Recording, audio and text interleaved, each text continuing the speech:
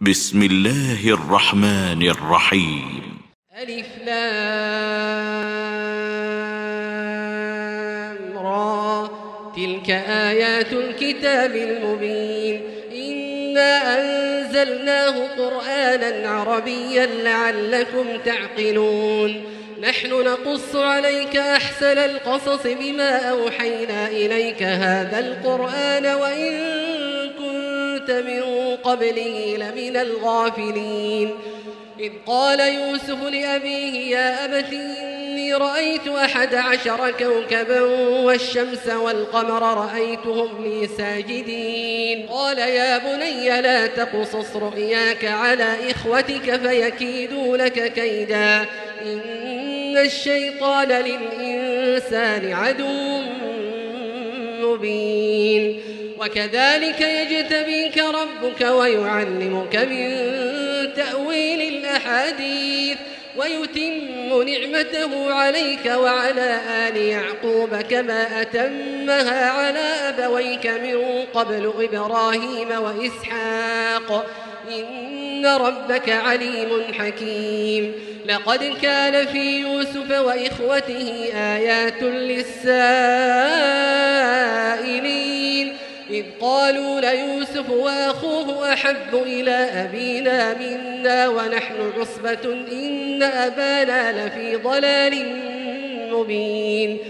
اقتلوا يوسف أو اطرحوه أرضا يخل لكم وجه أبيكم وتكونوا من بعده قوما صالحين. قال قائل منهم لا تقتلوا يوسف وألقوه في غيابة الجب يلتقطه بعد السيارة إن كنتم فاعلين.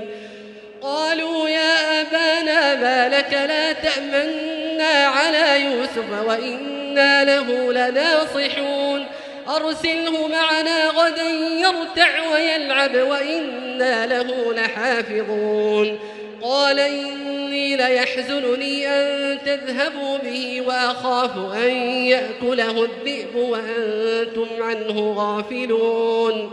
قالوا لئن أكله الذئب ونحن عصبة إنا إذا لخاسرون. فلما ذهبوا به وأجمعوا أن يجعلوه في غيابة الجب وأوحينا إليه لتنبئنهم بأمرهم هذا وهم لا يشعرون. وجاءوا أباهم عشاء يبكون. قالوا يا أبانا إنا ذهبنا نستبق وتركنا يوسف عند متاعنا فأكله الذئب وما أنت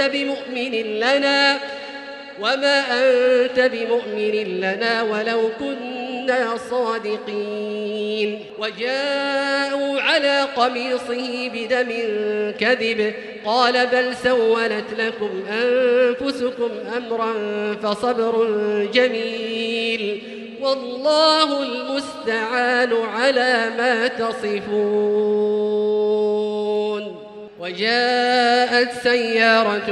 فأرسلوا واردهم فأدلى دلوه قال يا بشرى هذا غلام وأسروه بضاعة والله عليم بما يعملون. وشروه بثمن بخس دراهم معدودة وكانوا فيه من الزاهدين. وقال الذي اشتراه من مصر لامرأته أكرمي مثواه عسى أن ينفعنا أو نتخذه ولدا. وكذلك مكنا ليوسف في الأرض ولنعلمه من تأويل الأحاديث والله غالب على أمره ولكن أكثر الناس لا يعلمون. ولما بلغ أشده آتيناه حكما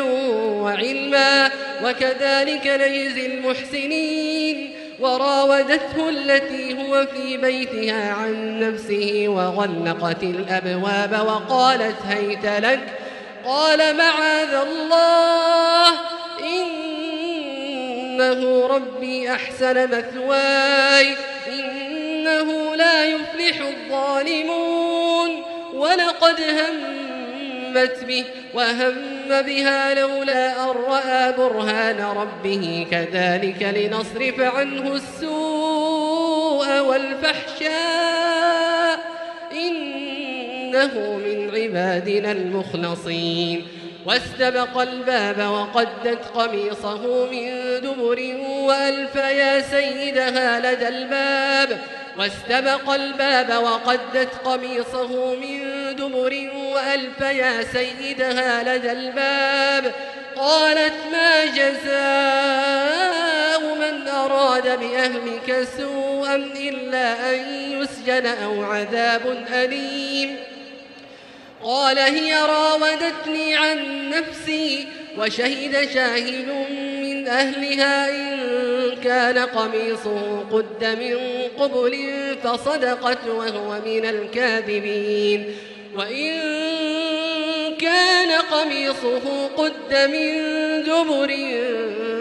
فكذبت وهو من الصادقين فلما رأى قميصه قد من دبر قال إنه من كيدكن إن كيدكن عظيم يوسف أعرض عن هذا واستغفري لذنبك إنك كنت من الخاطئين وقال نسوة في المدينة امرأة العزيز تراود فتاها عن نفسه قد شغفها حبا إنا لنراها في ضلال مبين فلما سمعت بمكرهن أرسلت إليهن وأعتدت لهن متكئا وآتت كل واحدة منهن سكينا وقالت اخرج عليهن فلما رأينه أكبرنه وقطعن أيديهن وقلن حاش لله ما هذا بشرا إن هذا إلا ملك كريم قالت فذلكن الذي لمتنني فيه ولقد راودته عن نفسه فاستعصم ولئن لم يفعل ما آمره ليسجنن وليكونن من الصاغرين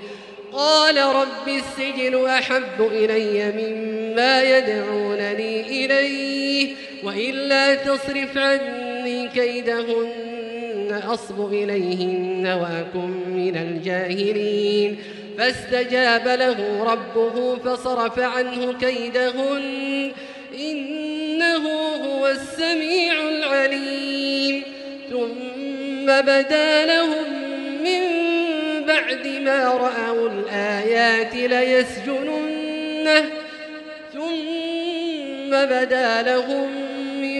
بعد ما رأوا الآيات ليسجننه حتى حين ودخل معه السجن فتيان قال أحدهما إني أراني أعصر خمرا وقال الآخر إني أراني أحمل فوق رأسي خبزا تأكل الطير منه نبئنا بتأويله إنا نراك من المحسنين قال لا يأتيكما طعام ترزقانه إلا نبأتكما بتأويله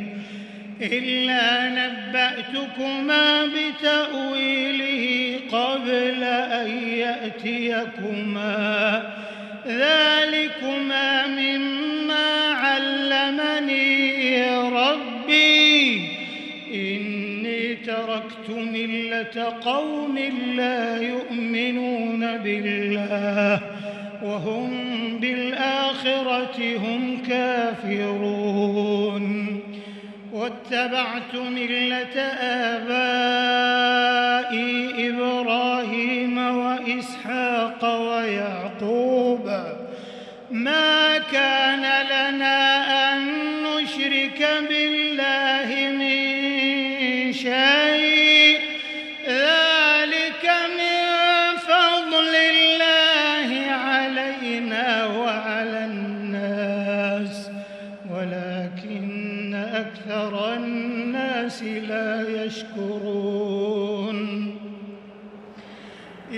صاحبي السجن أأرباب متفرقون خير أم الله الواحد القهار ما تعبدون من دونه إلا أسماء سميتموها أنتم وآباؤكم ما أنزل الله بها من سلطان إن الحكم إلا لله أمر ألا تعبدوا إلا إياه ذلك الدين القيم ولكن أكثر الناس لا يعلمون يا صاحبي السجن أما أحدكما فيسقي ربه خمرا وأما الآخر فيصلب فتأكل الطير من رأسه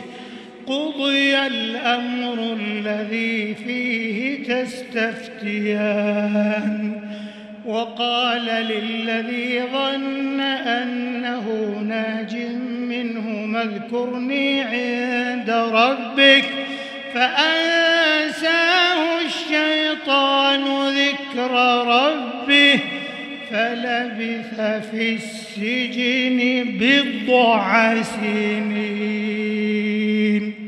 وقال الملك إني أرى 7 بقرات سمان يأكلهن 7 عجاف و7 سنبلات خضر وأخر يابسات يا أيها الملأ أفتوني في رؤياي إن كنتم للرؤيا تعبرون قالوا أضغاث أحلام وما نحن بتأويل الأحلام بعالمين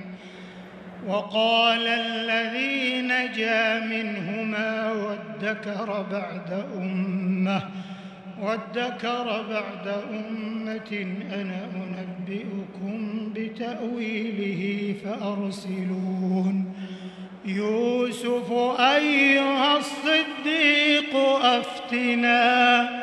أفتنا في 7 بقرات سمان يأكلهن 7 عجاف و7 سنبلات خضر وأخر يابسات لعلي أرجع إلى الناس لعلهم يعلمون قال تزرعون 7 سنين دأبا فما حصدتم فذروه في سنبله إلا قليلا مما تأكلون ثم يأتي من بعد ذلك 7 شداد يأكلن ما قدمتم لهن إلا قليلا مما تحصنون ثم يأتي من بعد ذلك عام فيه يغاث الناس وفيه يعصرون وقال الملك ائتوني به فلما جاءه الرسول قال ارجع إلى ربك فاسأله ما بال النسوة اللاتي قطعن أيديهن إن ربي بكيدهن عليم قال ما خطبكن إذ راوتن يوسف عن نفسه قلنا حاش لله ما علمنا عليه من سوء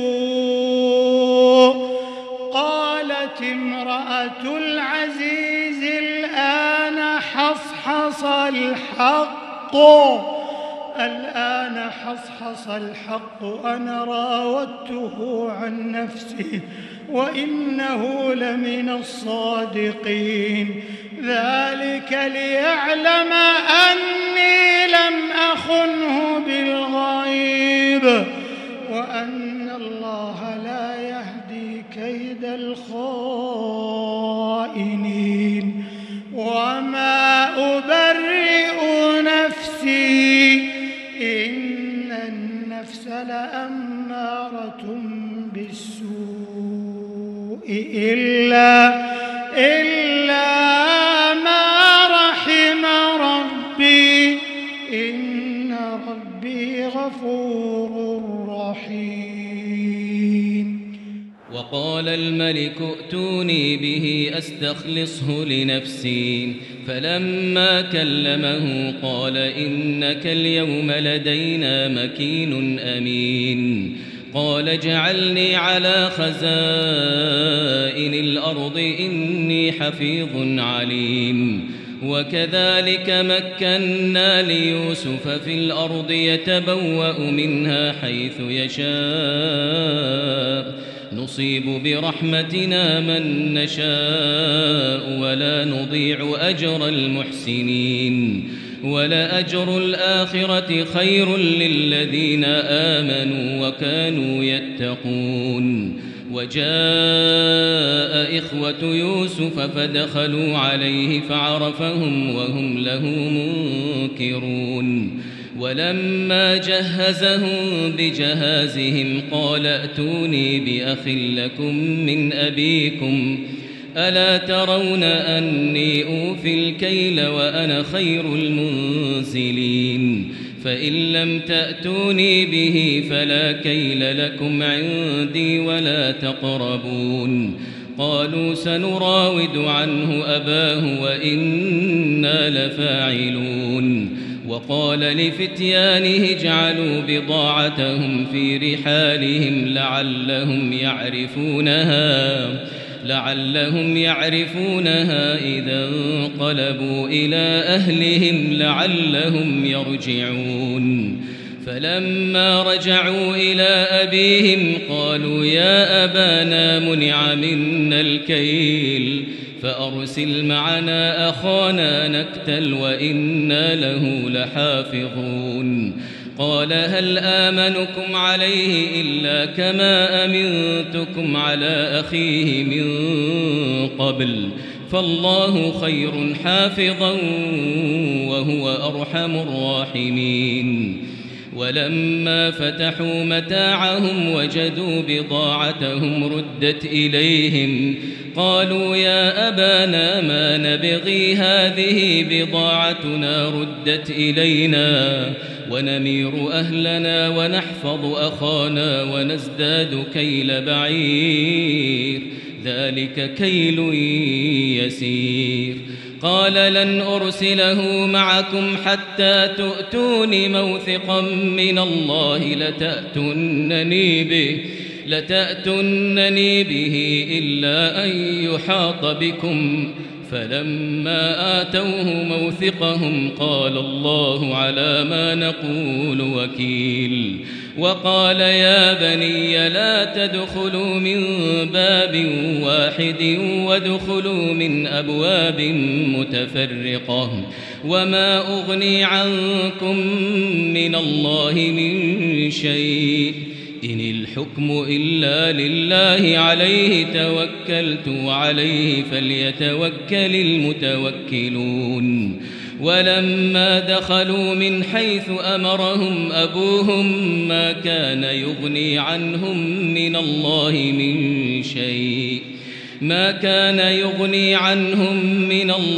من شيء إلا حاجة في نفس يعقوب قضاها وإنه لذو علم لما علمناه ولكن أكثر الناس لا يعلمون. ولما دخلوا على يوسف آوى إليه أخاه قال إني أنا أخوك فلا تبتئس بما كانوا يعملون. فلما جهزهم بجهازهم جعل السقاية في رحل أخيه ثم أذن مؤذن أيتها العير إنكم لسارقون قالوا وأقبلوا عليهم ماذا تفقدون قالوا نفقد صواع الملك ولمن جاء به حمل بعير وأنا به زعيم قالوا تالله لقد علمتم ما جئنا لنفسد في الأرض وما كنا سارقين قالوا فما جزاؤه إن كنتم كاذبين قالوا جزاؤه من وجد في رحله فهو جزاؤه كذلك نجزي الظالمين فبدأ بأوعيتهم قبل وعاء أخيه ثم استخرجها من وعاء أخيه كذلك كدنا ليوسف ما كان ليأخذ أخاه في دين الملك إلا أن يشاء الله نرفع درجات من نشاء وفوق كل ذي علم عليم قالوا إن يسرق فقد سرق أخ له من قبل فأسرها يوسف في نفسه ولم يبدها لهم قال أنتم شر مكانا والله أعلم بما تصفون قالوا يا أيها العزيز إن له أبا شيخا كبيرا فخذ أحدنا مكانه إنا نراك من المحسنين قال معاذ الله أن نأخذ إلا من وجدنا متاعنا عنده إنا إذا لظالمون فلما استيئسوا منه خلصوا نجيا قال كبيرهم ألم تعلموا أن أباكم قد أخذ عليكم موثقا من الله ومن قبل ما فرطتم في يوسف فلن أبرح الأرض حتى يأذن لي أبي أو يحكم الله لي وهو خير الحاكمين ارجعوا إلى أبيكم فقولوا يا أبانا إن ابنك سرق وما شهدنا إلا بما علمنا وما كنا للغيب حافظين واسأل القرية التي كنا فيها والعير التي أقبلنا فيها وإنا لصادقون قال بل سولت لكم أنفسكم أمرا فصبر جميل عسى الله أن يأتيني بهم جميعا إنه هو العليم الحكيم وتولى عنهم وقال يا أسفا على يوسف وابيضت عيناه من الحزن فهو كظيم قالوا تالله تفتأ تذكر يوسف حتى تكون حرضا أو تكون من الهالكين قال إنما أشكو بثي وحزني إلى الله وأعلم من الله ما لا تعلمون يا بني يذهبوا فتحسسوا من يوسف وأخيه ولا تيأسوا من روح الله إنه لا ييأس من روح الله إلا القوم الكافرون فلما دخلوا عليه قالوا يا أيها العزيز مسنا وأهلنا الضر وجئنا ببضاعة مزجاة فأوف لنا الكيل وتصدق علينا إن الله يجزي المتصدقين قال هل علمتم ما فعلتم بيوسف وأخيه إذ أنتم جاهلون قالوا أئنك لأنت يوسف قال أنا يوسف وهذا أخي قد من الله علينا إنه من يتق ويصبر فإن الله لا يضيع أجر المحسنين قالوا تالله لقد آثرك الله علينا وإن كنا لخاطئين قال لا تثريب عليكم اليوم يغفر الله لكم وهو أرحم الراحمين اذهبوا بقميصي هذا فألقوه على وجه أبي يأت بصيرا وأتوني بأهلكم أجمعين ولما فصلت العير قال أبوهم إني لأجد ريح يوسف لولا أن تفندون قالوا تالله إنك لفي ضلالك القديم فلما أن جاء البشير ألقاه على وجهه فارتد بصيرا قال ألم أقل لكم إني أعلم من الله ما لا تعلمون قالوا يا أبانا استغفر لنا ذنوبنا إنا كنا خاطئين قال سوف أستغفر لكم ربي إنه هو الغفور الرحيم فلما دخلوا على يوسف آوى إليه أبويه وقال ادخلوا مصر إن شاء الله آمنين ورفع أبويه على العرش وخروا له سجدا وقال يا أبت هذا تأويل رؤياي من قبل قد جعلها ربي حقا وقد أحسن بي إذ أخرجني من السجن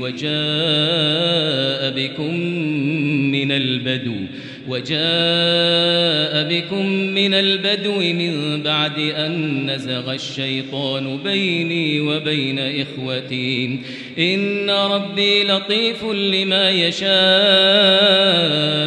إنه هو العليم الحكيم رب قد آتيتني من الملك وعلمتني من تأويل الأحاديث فاطر السماوات والأرض أنت وليي في الدنيا والآخرة توفني مسلما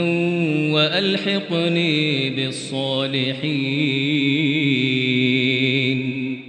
ذلك من أنباء الغيب نوحيه إليك وما كنت لديهم إذ أجمعوا أمرهم وهم يمكرون وما أكثر الناس ولو حرصت بمؤمنين وما تسألهم عليه من أجر إن هو إلا ذكر للعالمين وكأي من آية في السماوات والأرض يمرون عليها وهم عنها معرضون وما يؤمن أكثرهم بالله إلا وهم مشركون أفأمنوا أن تأتيهم غاشية من عذاب الله أو تأتيهم الساعة بغتة وهم لا يشعرون قل هذه سبيلي أدعو إلى الله على بصيرة أنا ومن اتبعني وسبحان الله وما أنا من المشركين وما أرسلنا من قبلك إلا رجالا نوحي إليهم من أهل القرى أفلم يسيروا في الأرض فينظروا كيف كان عاقبة الذين من قبلهم ولدار الآخرة خير للذين اتقوا أفلا تعقلون حتى إذا استيأس الرسل وظنوا أنهم قد كذبوا جاءهم